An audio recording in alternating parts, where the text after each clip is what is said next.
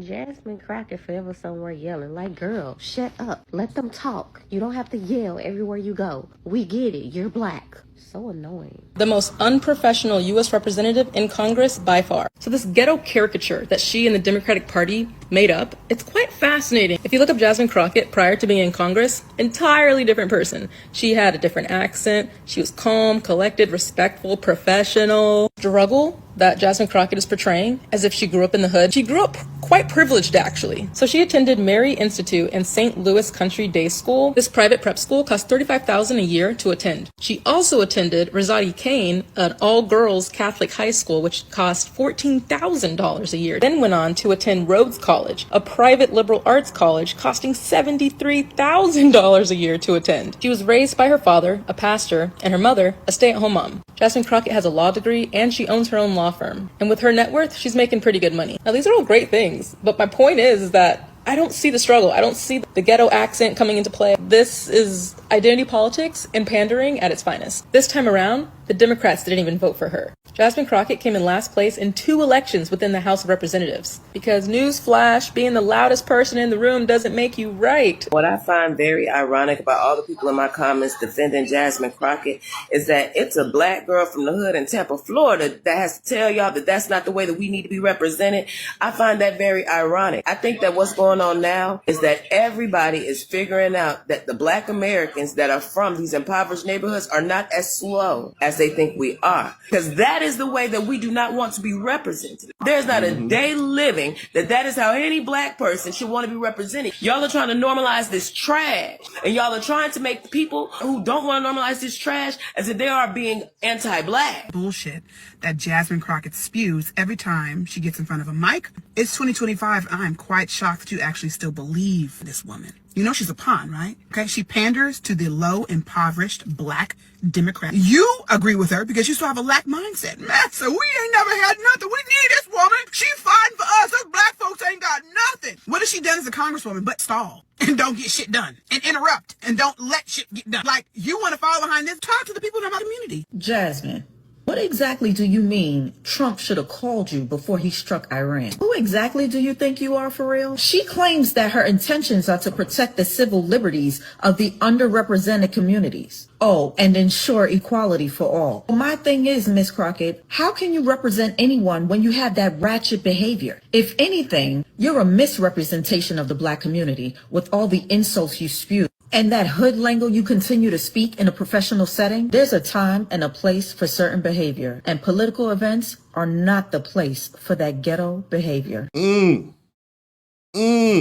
the sisterhood is coming for Jasmine Crockett. Welcome back to the channel. It's your man Wise. I appreciate you guys pulling up.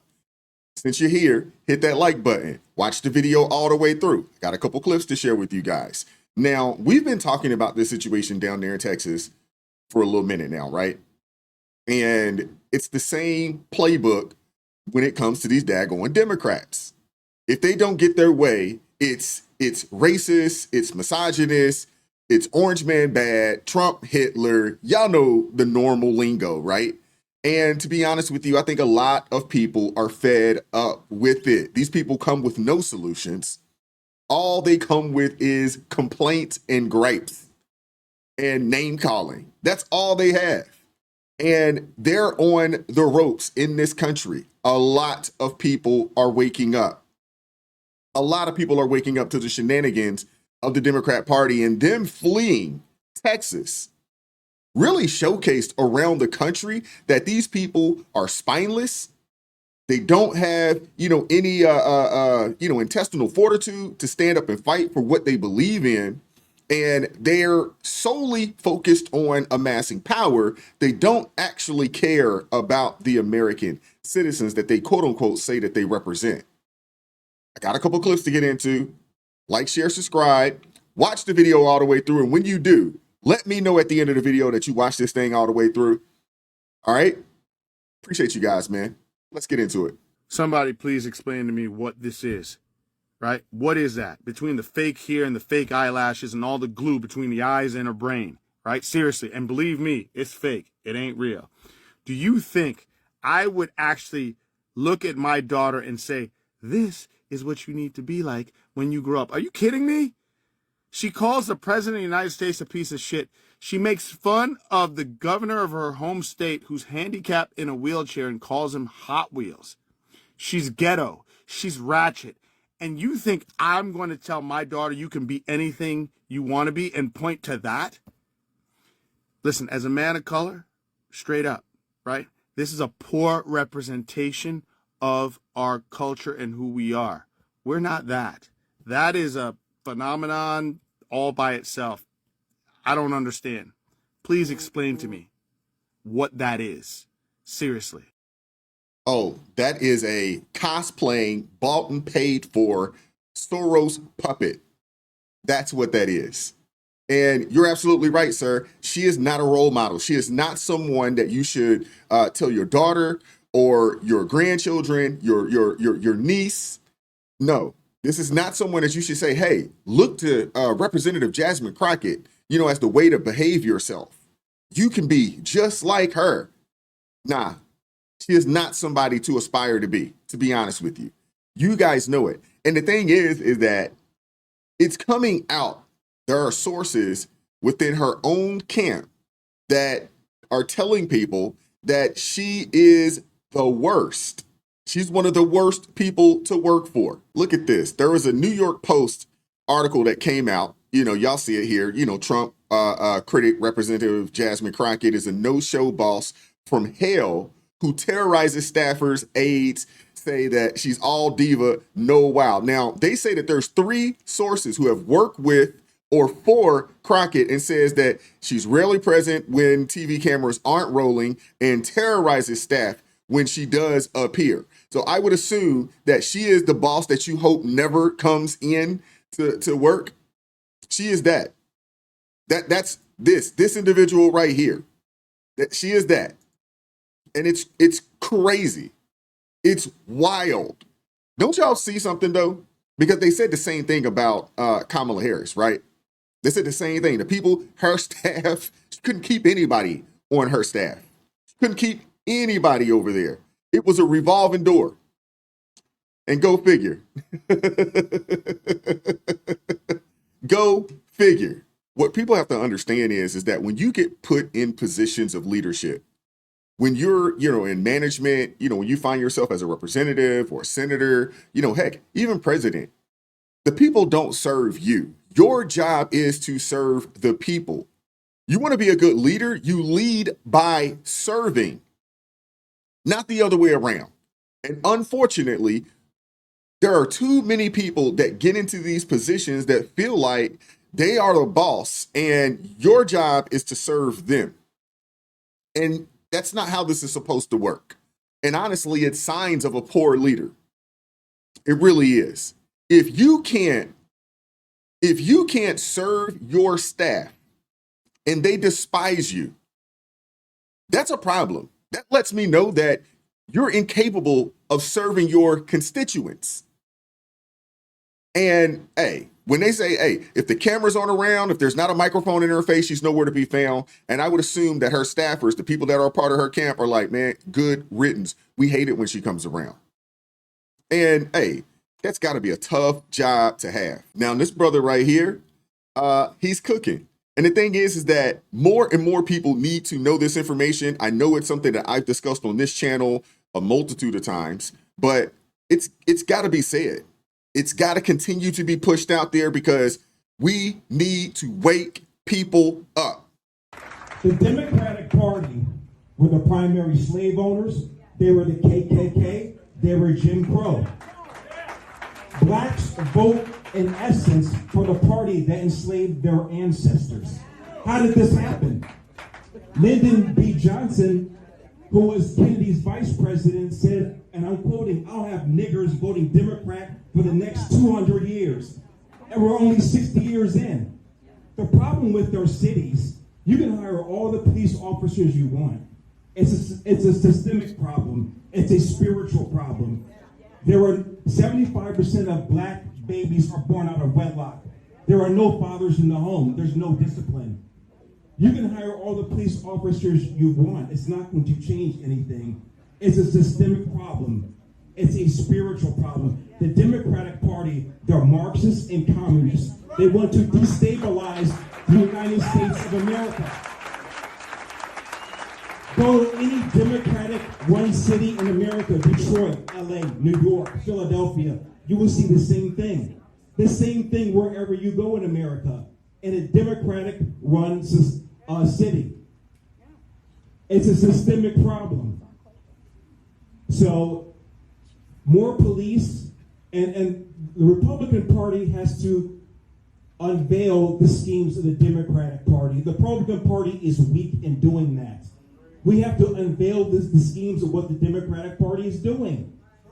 That as long as you have fatherlessness, women having children out of wedlock, this crime stuff will continue.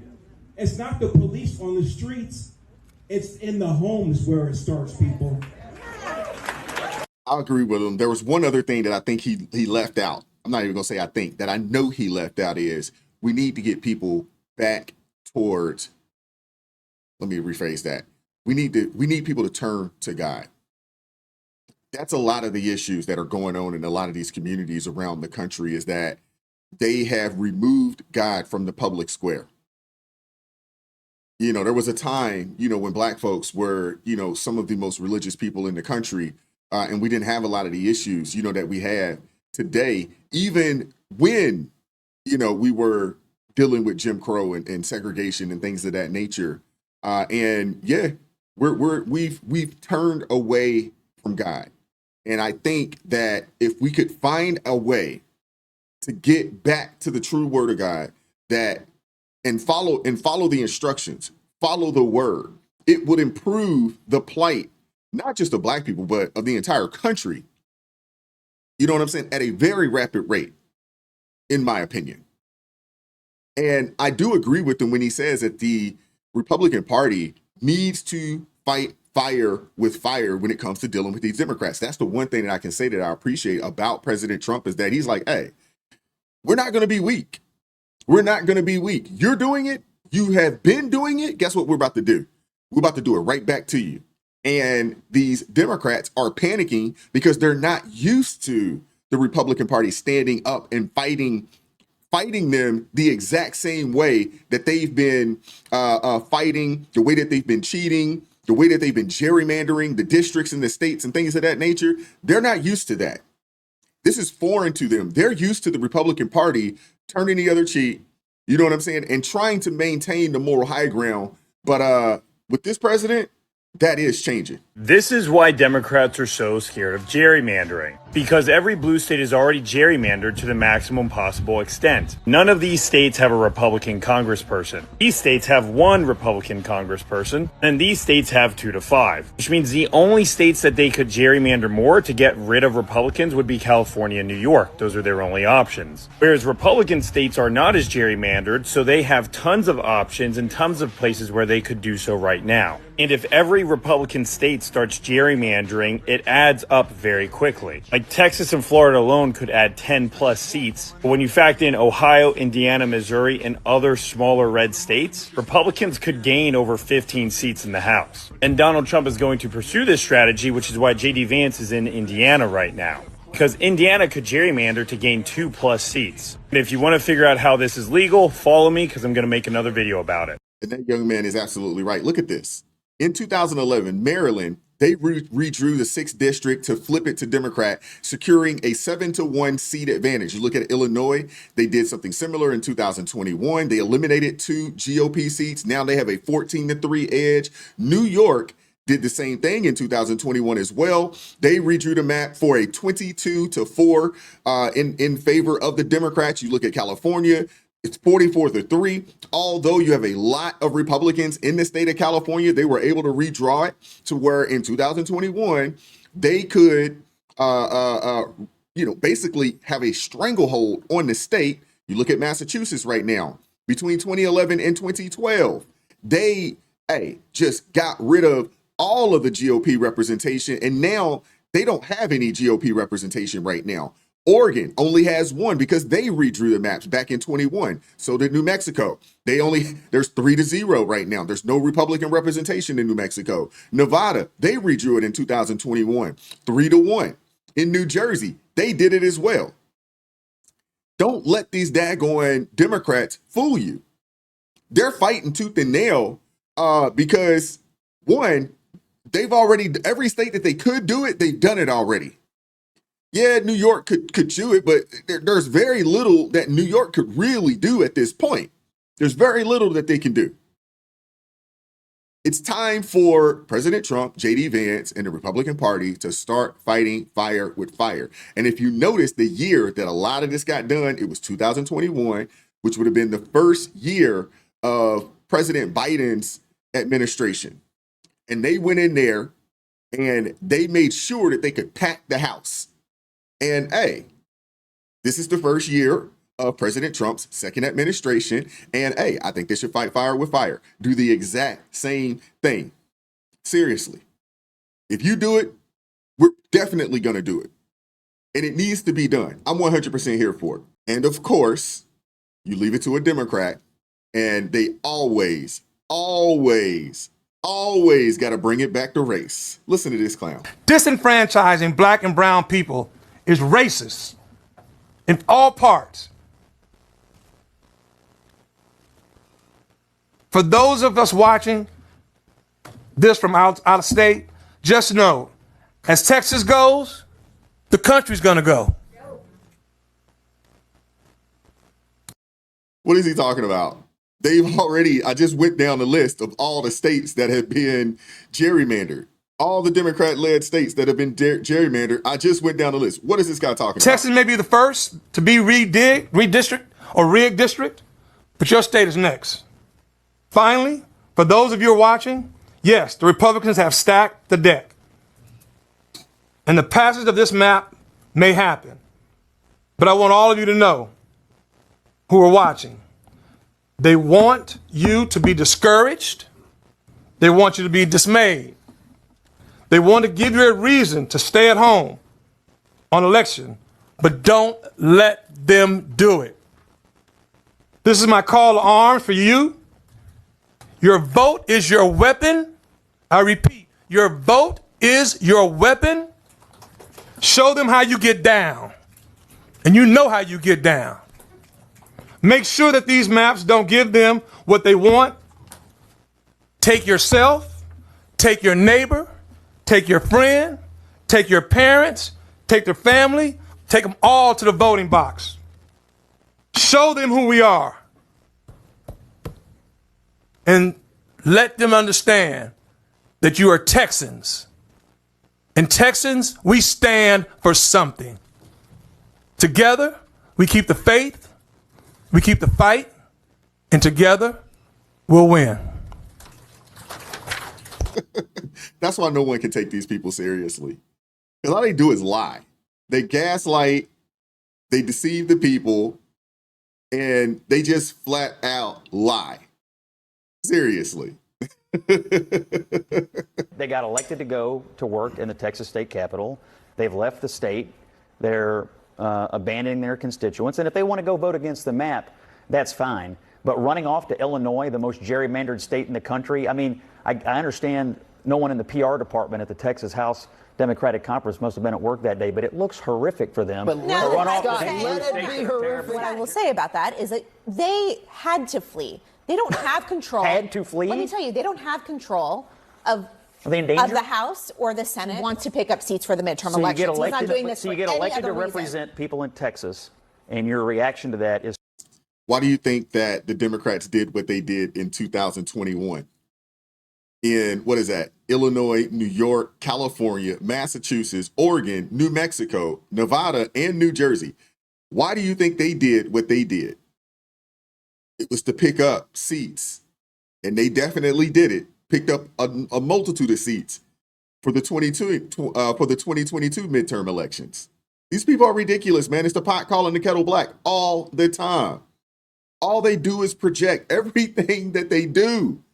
Everything that they say that the Republicans are doing, they have done it or currently doing it. These people are ridiculous. To go to Illinois and hide behind J.B. Pritzker? They're breaking quorum. That's what they're doing. They're breaking quorum because it is not At right. a minimum, it's childish, and it might be criminal. Well, you know what's childish about losing the House of Representatives because of higher. Let's take the president. They left in July, and they said they left in July because they didn't want to vote on the Epstein matter. They didn't want to vote to release the Epstein files. And so now you're saying the senators and the reps down in Texas have to do their job. Because what are they scared of? But what are you guys scared of in terms of staying in Washington? What's the difference? Do y'all notice that these Epstein files, no one, for 4 years, no one actually really had a conversation about it. And there was a bunch of people on the right saying, hey, release the files, release the files, release the files. And it was crickets, from those on the left. Now I'm like, hey, release the files. But I would assume that there are some extremely powerful individuals within those files. Yeah, I don't think those things are ever coming out, to be honest with you. I don't think it's ever going to happen. You're a Democrat. In California, an independent commission. Democrats would prefer a fair process and an independent commission. No, it is. It's not in California. Republicans get about 40% of the vote, and they have 17% of the congressional seats. So not a great example. But number two, if it's rigging the election, that's your words. In Texas, is it going to be rigging the election when all these Democrats who say they're going to gerrymander in the other state, are you also going to argue that they're rigging the election or just in Texas? Yes, and have the elections been rigged in Massachusetts, Connecticut, New York, New Jersey, Maryland, New Mexico, Hawaii, Oregon, Washington, and Rhode Island? Have they been rigged there as well? Because there, the proportion of Republican vote comes nowhere near what they have in Congress. They did a normal redistricting process. If states end up if states end up going and calling special sessions and doing all of these things to try to gain seats, I agree. I don't agree with that. Do I think they need to do it? Absolutely. This lady is a clown. Seriously. That's why you can't take these people seriously, man. You can't take them seriously. Scott Jennings, do you think the president wants to do a mid-decade census and reapportion everything right now? What's he doing? Well, he certainly wants to do the census in a way that doesn't count illegal aliens as part of the overall population for the purpose of determining congressional districts and federal funding. And I think he's going to have a lot of popular support for it. Now, I know there's a process they have to go through. And he's got my support behind it. He's got my support behind that, man. I mean, you guys got to understand that the previous census that we just had, it counted illegal immigrants. They don't differentiate between citizens and illegal immigrants. They only count bodies. That's it. And the amount of people that you have in your state and in the districts determine, one, how many districts and how many representatives, will be able to be elected to go into the House of Representatives. Hey, I am all for the census only. I think they should do it both ways. You should count everybody just so we know how many people we have in the country and who we need to get up out of here.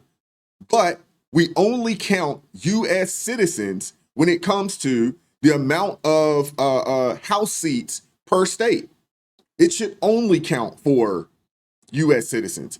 I can get behind that. I'm 100% with that. I want to hear from you guys. What are your thoughts on it? It would take a long time to do a census, but there is a widespread belief that Democrats want to keep the system in place that they have because it advantages them. I know that that's what they believe because a Democratic congresswoman from New York, Clark, the other day said out loud, I want more migrants in my district for redistricting purposes. And so it's a political strategy of the Democrats.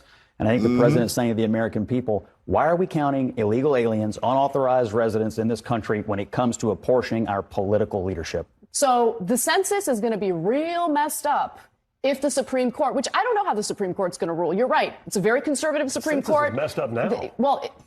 Is it messed up? I mean, they're counting people who live in the United States. There's no doubt that conservatives don't like that it counts undocumented. They can't vote, but it determines who gets to serve. Every census in history up until this point. That's for sure. No, it also determines who's in Congress, and it might mean 20 to 30 seats. That's why Democrats are in the middle of a high-speed come apart right now. It's 20 to 30 seats. And Scott is absolutely right.